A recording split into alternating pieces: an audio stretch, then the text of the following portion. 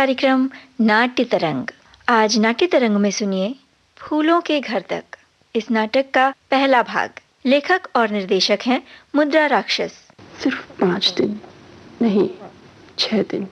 6 दिन का अरसा होता ही कितना है, मगर ऐसा क्यों लगा कि बहुत दिन हो गए। वो निपको जाने क्या हो गया। वैसे तो दिन कितनी तेजी से भागते हैं, मगर 6 दिन इतने ज्यादा लगने लगे। उस दिन कितनी बातें हुई थी, और जितनी बातें होती थी उतना ही दिन भागता जाता था। सारी भीड़ से भागकर छत के एक कोने में हमने चुपचाप कितनी बातें की थी। सुनी सुनी, कल तेरा राजकुमार तुझे ले जाएगा ना। हाँ अन्नी, कल ले जाएगा। याद है हम लोगों ने कॉलेज में नाटक किया था। राजकुमारी को पाताल लोक का देव बंद करके रखता है और घोड़े वाला राजकुमार उसे छुड़ा कर ले आता है। हाँ, छुड़ा ले आता है। तेरे राजकुमार ने तो तुझे छुड़ा लिया। हाँ, सुन, कैसा लग रहा है तुझे? अब तेरा अपना घर होगा, अपनी छोटी सी गुड़िया जैसी सुंदर सी गृहस्थी। छोटी सी गृहस्थी? चल हट, कितने तो झंझट होते हैं। झंझट? सबसे बड़ा झंझट तो होगा तेरा राजकुमार। राजकुमार? घोड़े पर उड़ता हुआ, गोद में सिमटे हुए तू, आसपास मुलायम मुलायम बादल। अरे क्या सोच रही है तू? फूलों का घर, चांदी का घोड़ा और सोने का राजकुमार। दूध गिरा धरती पर, बन गया खून खून खून। फूलों का घर, चांदी का घोड़ा और सोने का राजकुमार। अन्नी, तूने राजकुमार तो देख ही लिया था। चांदी का घोड़ा और फूलों का घर कैसा होता है, जानना चाहेगी? अरे बहू जी? ये अभी से आखिर होने क्या लगा है इस घर में रे? जी मम्मी। आखिर तू कौन सा दिमाग लेकर आई है इस घर में? जी मैं... घर में पैर रखते न रखते बल्लू पर आफत आ गई। जी। उधर अस्पताल में उसकी हालत बिगड़ती जा रही है, यहाँ तू नॉवेल खोज रही है। नॉवेल ही पढ़ती रही है क्या अपनी माँ के घर में? इसीलिए आई है तू यहाँ? घर में कोई काम काज नहीं, कोई जिम्मेदारी नहीं, बड़ी रानी महारानी हो गई है, खाली नॉवेल पढ़ेगी बैठकर। आखिर तेरी मंशा क्या है? जी जी मैं माफी चाहती हूँ। माफी चाहती है? क्या मतलब है आखिर? काहे की माफी? जो मन में आए कर और माफी मांग ले।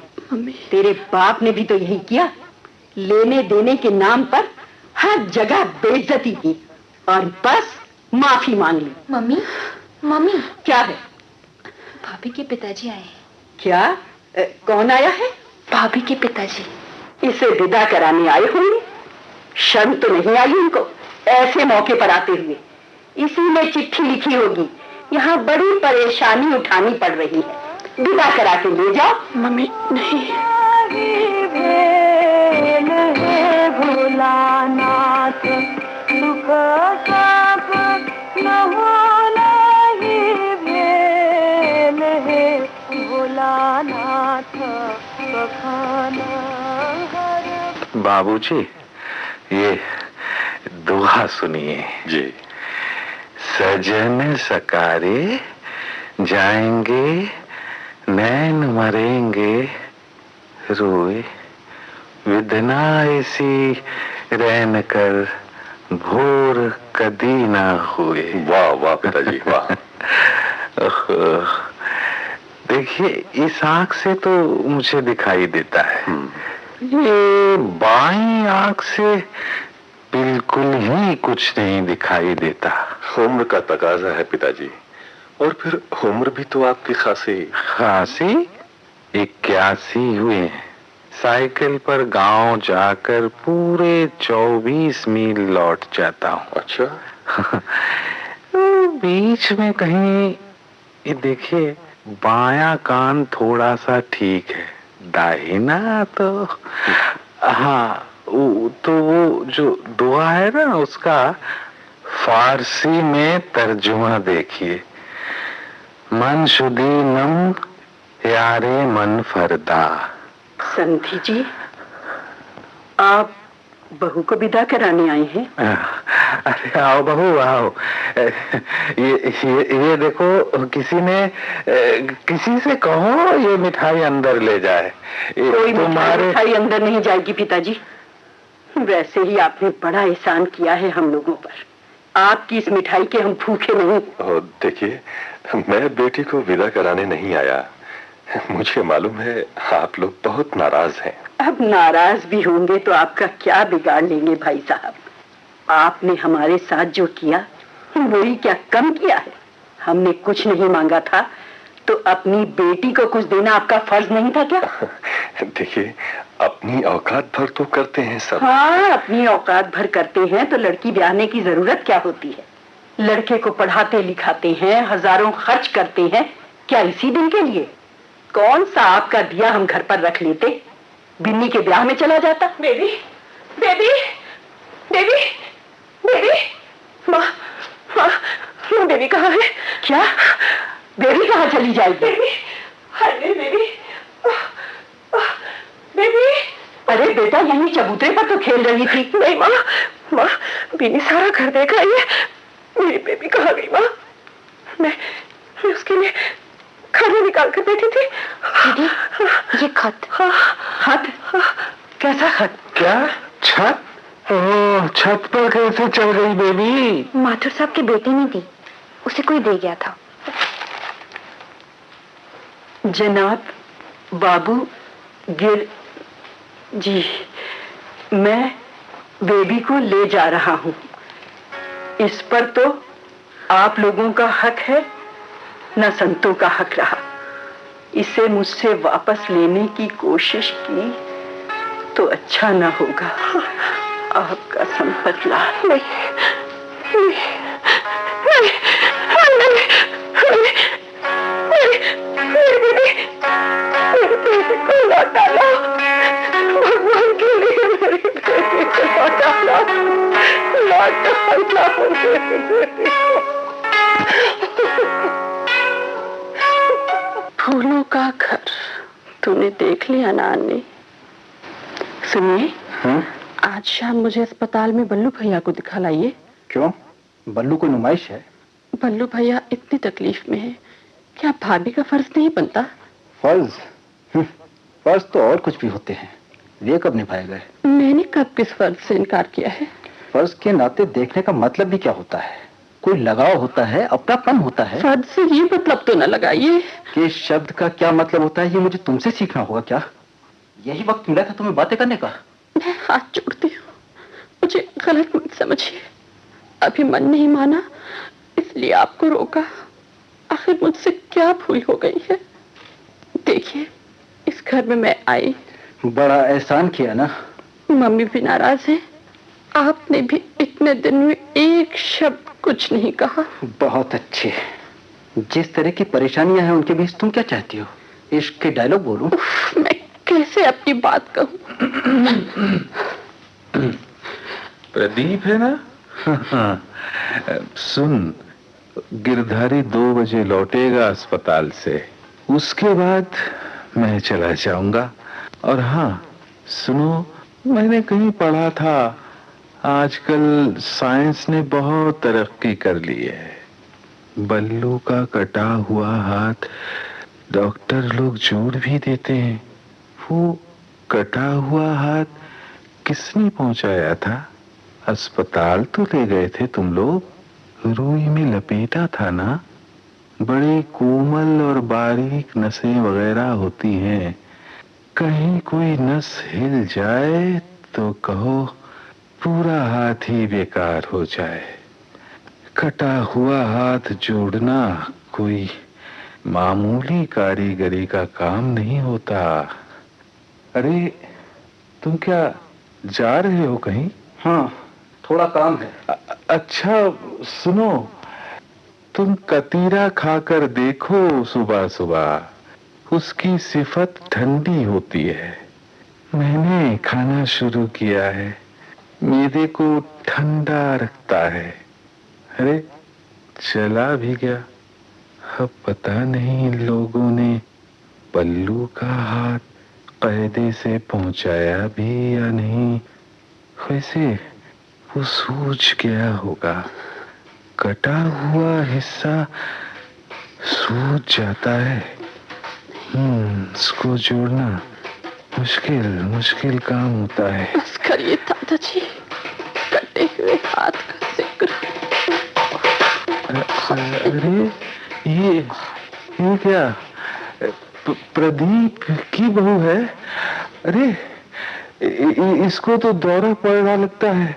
अरे बिन्नी बिन्नी देख तो जरा इसे क्या हुआ। अरे मुंह पर पानी की छींटी दे जल्दी से। क्या हुआ दादाजी? अरे भाभी क्या हुआ? भाभी कटा हुआ भाभी भाभी हुआ मम्मी कटा। भाभी बेहोश हो गई है। क्या है जी? ये कौन सा तमाशा है? अरे बहू रानी, इसको आंवले का रस पिलाना चाहिए, उससे दिमाग में ताकत पहुंचती है। आंवले की सिफत होती है। हे राम, तो ये बहू आई है इस घर में, मिर्गी के दौरे पड़ते हैं, समझी? कटा हुआ हाथ, अन्नी, फूलों का घर, चांदी का घोड़ा, सोने का राजकुमार।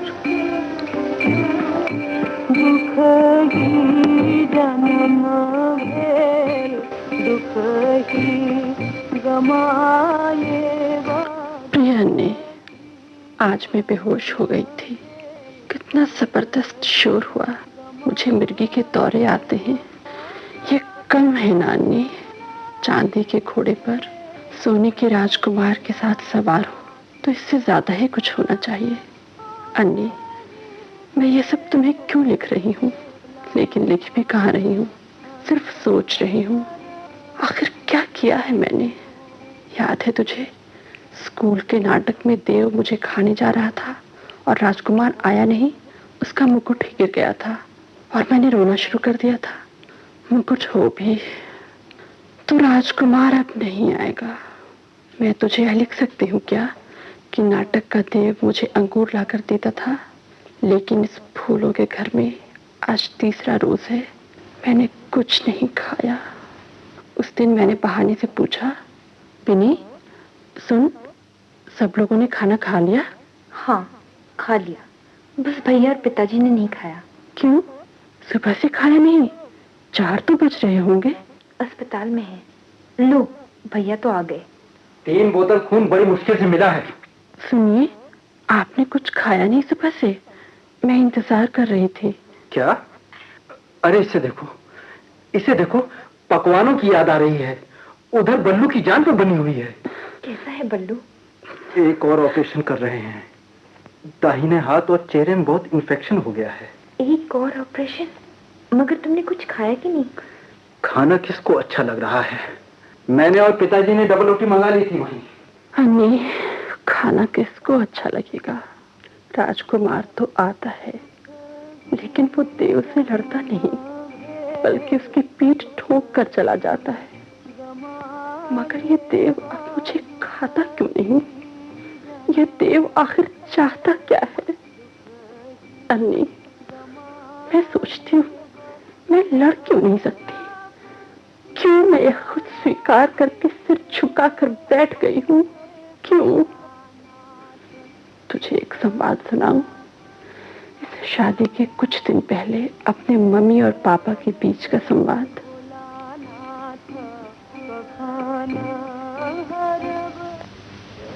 सुनो।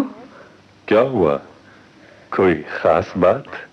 सुनी की शादी कब कर रहे हैं? हो जाएगी, मगर शकायक ये बात? मैं पूछ रही हूँ, कब कर रहे हैं उसकी शादी? शादी? दुनिया में और किसी की बेटी की शादी देर से नहीं हुई है। देर से हुई हो, लेकिन हुई तो है। आखिर तुम्हें भी बताना पड़ेगा, तुम्हें, कि शादी के लिए पैसों का इंतजाम। इंतजाम? इंतजाम, हाँ इंतजाम। तो कैसे होगा इंतजाम? इंतजाम कैसे होगा? जैसे भी हो करो, आप नहीं सहा जाता। आज मालूम है उसने क्या कहा? क्या? उसने कहा, लोग कह रहे हैं कि हम उसकी शादी इसलिए नहीं कर रहे हैं कि हम उसकी कमाई से खाएंगे कैसे।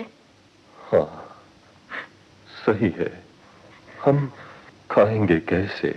और कोई काम होने से रहा उसके 550 न हो तो हम खाएंगे क्या? लेकिन ये भी सच है कि शादी होगी, जरूर होगी, शादी जरूर होगी।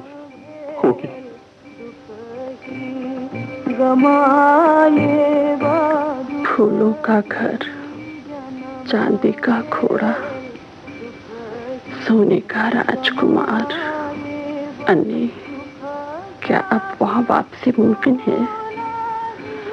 सोने के राजकुमार ने दगा दे दिया तो अब देव के अलावा और जगह है ही कहाँ। कहते हैं ये दुनिया बहुत बड़ी है, दुनिया बहुत छोटी है अन्नी, दुनिया बहुत छोटी है। वो देव के काल कोठरी से आरंभ होती है और सोने के राजकुमार पर खत्म होती है। हाँ अन्नी, सोने के राजकुमार पर। लेकिन सोने के राजकुमार के लिए 50,000 की एक रकम की जरूरत होती है। वो नहीं होगी तो दुनिया देव की काल कोठरी पर है और कुछ नहीं।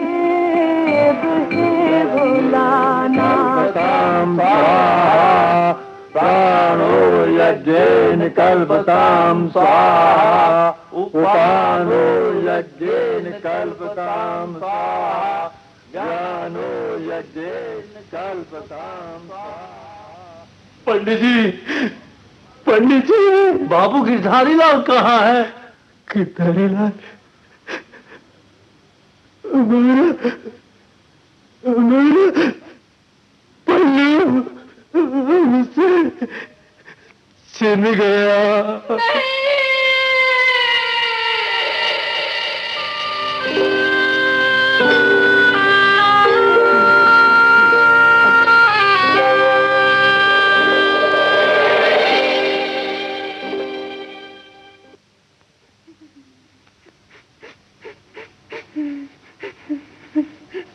बाबू गिरधारी लाल जी, इस तांबे के पात्र का जल 3 बार डालें। हाँ, अब मृतात्मा की इच्छा का कोई स्वाद भोजन एक पात्र में रखकर द्वार के पास रख दें। और हवन सामग्री ये, ईश्वर की इच्छा, गृह शांति का यज्ञ अंत्येष्टि हो गया। ओम विश्वदेवाय स्वाहा। संस्कार तो 11 बजे से पहले हो जाना चाहिए गिरधारी लाल जी। अब किसकी प्रतीक्षा है? राम भला करे। ओ अच्छा। हाँ, कभी कभी राम भला करे काल चक्र की गति बदल जाती है। गति हमारे लिए ही बदलनी थी पंडित जी। हाँ, राम भला करे। अरे अलग अलग प्रभाव होता है। आप पर काल चक्र का प्रभाव प्रतिकूल है, राम भला करे। वही दुकान जो शोभा बरसाती थी प्रदीप को मिली तो बंद हो गई, और राम भला करे पिताजी के गुर्दे खराब हो गए हैं। संतों की गृहस्थी छिन्न भिन्न हो गई, राम भला करे। बल्लू भैया बस कीजिए पंडित जी, बस कीजिए। सत्य तो सत्य है प्रदीप, ग्रह दशा बिगड़ती जा रही है। अरे क्या हुआ उधर? आप लोग धैर्य रखें, होनी को कौन टाल सकता है, राम भला करे। भाभी बेहोश हो गई है। ओम नमो वसुदेवाय। भाभी भाभी भाभी, इसे उधर ले जाओ। भाभी भाभी, मैं अब नहीं जीना चाहती। मुझे भी बल्लू भैया के साथ ही ले चलो। मुझे भी इसी के साथ जला दो। असाधारण, असंभव। देवी, तुम क्या सत्य कह रही हो? अब और नहीं, मुझे भी इसी के साथ चल जाने दो। ओह देवी, ये मैं क्या सुन रहा हूँ? ये असंभव है देवी। नहीं, ये सही है, सही है। मुझे भी बल्लू भैया के साथ ही ले चलो, मुझे भी इसी के साथ जला दो, मुझे भी इसी के साथ जल जाने दो, जल जाने दो, मुझे जल जाने दो।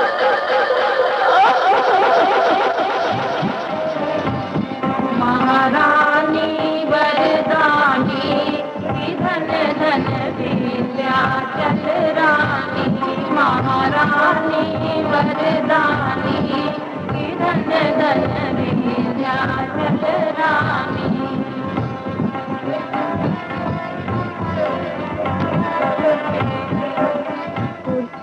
लाल जरी वाली साड़ी पहनानी है, लाल जरी वाली साड़ी और ऊपर ओढ़नी पहना देना पंडित जी। पंडित जी। हाँ, ओढ़नी पहनाने के बाद 7 साधवाएं इनके केशों में सिंदूर दान करें। साधवा सती हैं ये। इन्हें लाल कनेर के फूलों की 21 मालाएं अर्पित की जाएंगी। मंगा ली है ना? मालाएं आ गई हैं पंडित जी, ये लीजिए। रखिए। और चंदन की लकड़ी? वो भी आ गई है। लाल चंदन घिसकर तैयार करें। देवी को लाल चंदन से तिलक लगाना है। जय देवी माँ। पंडित जी, बाहर भीड़ बहुत हो गई है, लोग सती के दर्शन करना चाहते हैं। उनमें देवी उतरी है, वे सबकी माँ है, जगत जननी माँ। हाँ, जग जननी, जल कर राख होकर माँ, घाघरा में डूब कर माँ। हे ईश्वर, इतनी बड़ी कीमत एक मातृत्व के लिए, इतनी बड़ी कीमत। मेरी देवा चंदन की चौकी, चंदन की चौकी, चौकी में जड़े हीरा, चाबी रही मानो। देवी भवानी की जय, सती मैया की जय। कहाँ है देवी? अंतिम दर्शन देंगी, वे अभी श्रृंगार कर रही है। यह हो माता, यह हो जग जननी। बहुत पुण्य से ही कोई सती होती है। कहते हैं रात में पुलिस आई थी, दरोगा जी ने बड़े रौब से कहा सती होना गैर कानूनी है। अब भैया कानून देवी से कोई बड़ा तो है नहीं। खैर, दरोगा जी देवी के सामने गए तो देखा देवी 8 भुजाओं में शस्त्र लिए हुए सिंह पर सवार है और उनके नेत्रों से ज्योति निकल रही है। देवी ने बस दरोगा की तरफ देखा तो पता क्या हुआ, वो वहीं खड़े खड़े राख हो गया। देवी तो बस मुस्कुराती रही। सुनीता, तुम तक मेरी आवाज पहुंच रही है?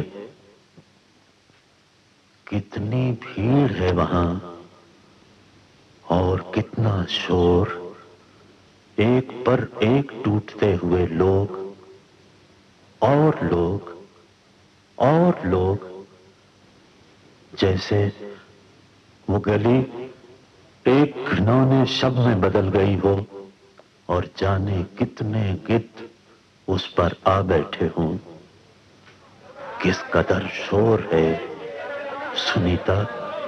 इस शोर में तुम तक मेरी आवाज पहुंचती है? सुनीता, क्या वो सचमुच तुम्हें जलाने ले जा रहे हैं? जीवित दाह, एक घृणित हत्या, सुनीता, तुम इसका विरोध क्यों नहीं करती? सुनीता, क्या क्या तुमको मेरी आवाज सुनाई दे रही है? अरे भीड़ कितनी हो गई है। जय सती मैया। कैसे भाग है, जीते जी सती हो रही है। मैया मैया,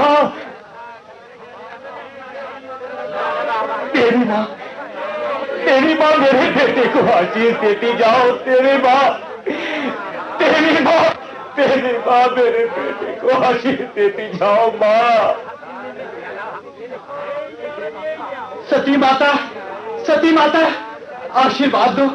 आशीर्वाद दो मेरी बहू पुत्रवती हो। माता, सती माता। हे सती मैया, दया करो मुझ पर, कृपा करो माँ। इस अंधे की आंखों में रोशनी दे दो माँ, रोशनी दे दो। मुझे मेरी आंखें लौटा दो माँ, मेरी आंखें लौटा दो। किसने दृष्टि मांगी है जिसकी आंखों में नहीं, समझ में अंधेरा है? दुर्गंध की तरह उमड़ती वो भीड़ गली में और ज्यादा उत्तेजित हो उठी है। भीड़ को चीरकर, सजी हुई औरतों से घेरकर जिसे बाहर लाया जा रहा है, उसे मैं साफ देख सकता हूं। एक कमजोर, पीला पड़ा हुआ, गोरा और कोमल चेहरा। लोगों ने सिंदूर इस तरह डाल रखा है, लगता है उसका सर फट गया है और खून छितरा आया है। क्या वो भयभीत है? क्या वो उत्साहित और हर्षित है? क्या वो दिव्य ज्योति के साक्षात में तिरोहित है?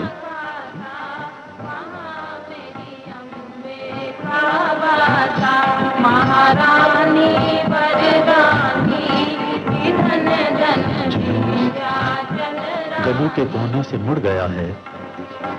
गली में यहाँ कुछ कुचले हुए सुर्ख फूल हैं और सन्नाटे में खड़ा वो पागल, क्या वो अभी बोलेगा मछली का पेट काटा? आज सिर्फ वही चुप क्यों है? सुनीता, अब तुम वहां नदी के किनारे पहुंचाने वाले रास्ते में होगी, लेकिन तुम्हारा पीला हो आया चेहरा मैं अब भी देख रहा हूं, एक ध्वज की तरह अपनी छाती में धंसा हुआ। सुनीता, सुनी, क्या तुम तक मेरी आवाज पहुंचती है? सती मैया की जय, देवी भवानी की जय, सती मैया की जय, देवी भवानी। जय सती मैया, सती मैया की जय। कैसे भाग है, जीते जी सती हो रही है। मैया मैया, चिता को अग्नि दी जाए।